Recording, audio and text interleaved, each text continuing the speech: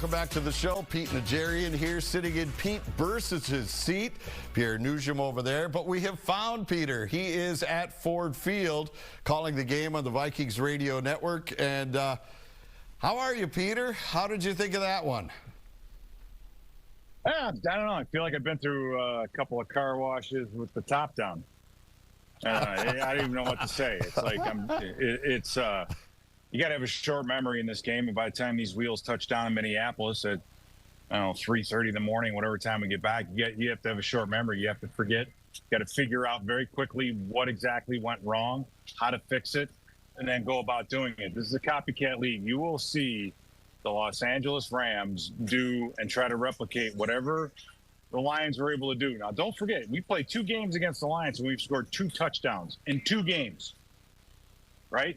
2 touchdowns in 2 games. Jahmyr Gibbs, I think, has scored 8 against us in 2 games, or somewhere around there, 6, I think. My point, they don't have Jahmyr Gibbs, but they've got a pretty good defense, one with a lot more names on it than the one we just played. And so, yeah, that gives you pause. And so things got to get fixed, and they got to be fixed quickly. Pete, in studying this game and watching the game, but before all the Vikings fans run to the ledge, watching this game, this felt more like an execution problem. I didn't really have an issue with the game plan really so much as I think it was a failed execution, more specifically with goal to go. I mean, how did you view it? Well, yeah, that's easy. You take a look at how we were in the red zone. I think we were 0 for 4 in the red zone. We were 0 for 2. Let's see. Hold on. I got the numbers here. 3 of 13 on third down. Not good. 0 for 3 on fourth down. 0 for 4 in the red zone, and 0 for 3 on goal to go.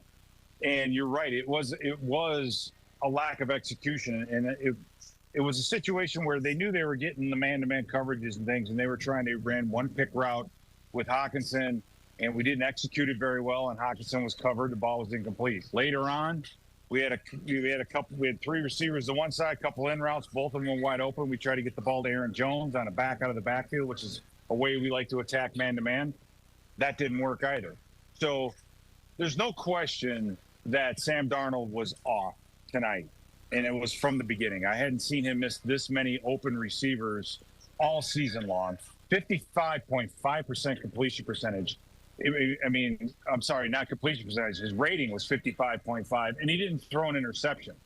So that just kind of gives you how much he was off. And when you're playing man-to-man, it's going to be tight coverage. You got to force that thing in there. And after the misses early on, it just seemed like he didn't have the confidence to throw the football. He was bailing out of the pocket before, not stepping up and letting routes develop. I mean, he was bailing out before the routes were even at the top of their break, that kind of thing. So it's really interesting how Detroit was able to do what they did. And this is with Kendall Vilder at corner for a quarter and a half of this game.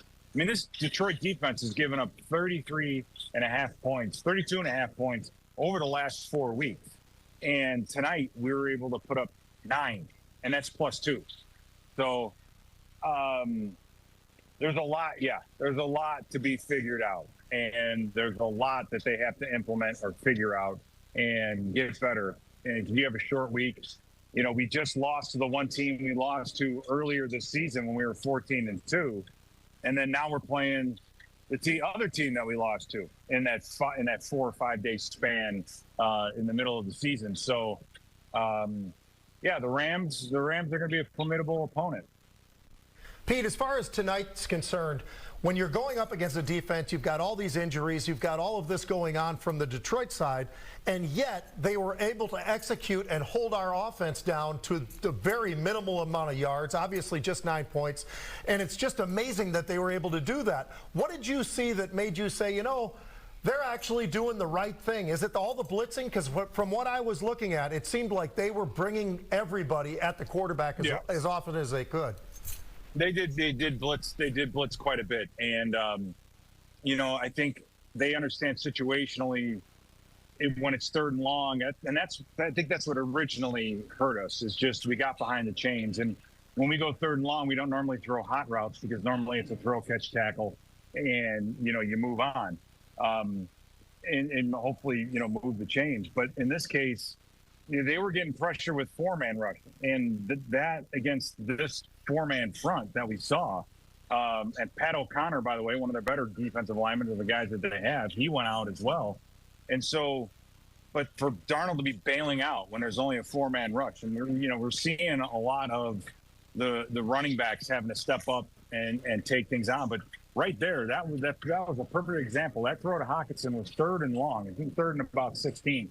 That would have easily have been a first down.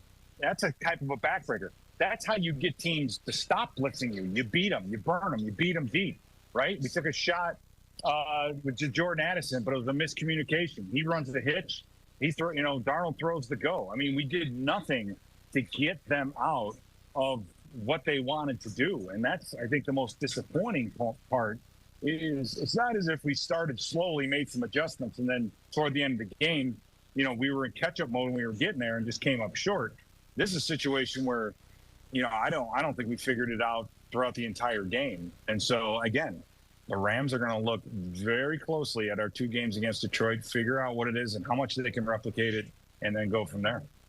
Pete, how about Jahmyr Gibbs? 139 yards, 3 touchdowns. This defense usually has been so good against the run. What did you see Detroit doing that they were able to come up with these big explosive runs? Well, I thought this defense played exceptionally well in the first half of this football game.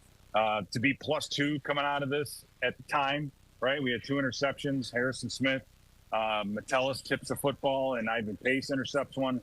We had done a great job against Gibbs, and then this one missed tackle right there by Cam Bynum. Now all of a sudden, it's like that was the one big play I think that Gibbs had the entire first half. And again, our defense kept getting put out there, and then eventually someone else is going to miss them, and it's going to be a big play. So Gibbs is a good running back, does a great job of attacking, meaning he acts like he's going to stay in between the tackles to get the outside contain guy to the loop underneath, and then he just takes it to the outside. Very tough to bring down, very strong, not very big, but very, very strong, very fast. A dangerous weapon, and they got him the football a lot early on in this game, and we held up very, very well. I'm not afraid. Defensively, I'm not afraid of coming back in this building. I think our defense can give this offense everything they can handle. It's just this offense for the Lions is too good for a Jacksonville type game where we're off offensively, and to hold this offense to 9 points or 12 points, it's a tough task. Well, it's good to see you're not bothered by this, Pete. It's good to see you've taken this well tonight. Well, it's been 29 seasons of this, so I'm used to the ups and downs, right? You can be upset for a while, and then you just have to move on. The reality of the situation is you didn't do anything to defeat what they just did to you. That's the reality of the situation. You got to figure out again what that is and how are you going to fix it. That's on the coaches and that's on the players. They've got a lot of work to do over the next 24 to 48 hours and then hit the ground running. Now the game's going to be Monday night, so you have an extra day in there to figure things out, and they're going to need it. But you got to put this one behind you and move on. And my feeling is that teams from now on are going to make Darnold throw the ball in tight coverage. And just tonight, for whatever reason, he just did not have that confidence to make those throws. All right, Pete, thank you so much for doing this. We appreciate it, and we'll see you during the week because we're doing Viking specials every night, Monday through Friday at 6:30, and you have a starring role. So we are excited to have you back. That's good. We'll cut this thing apart. We'll talk about exactly what happened and what we got to do, and so it's going to be a good week. We'll figure out exactly what it is that's going on. Perfect. Thank you so much. Pete Bercich from Ford Field. Great call on the radio today as well. All right.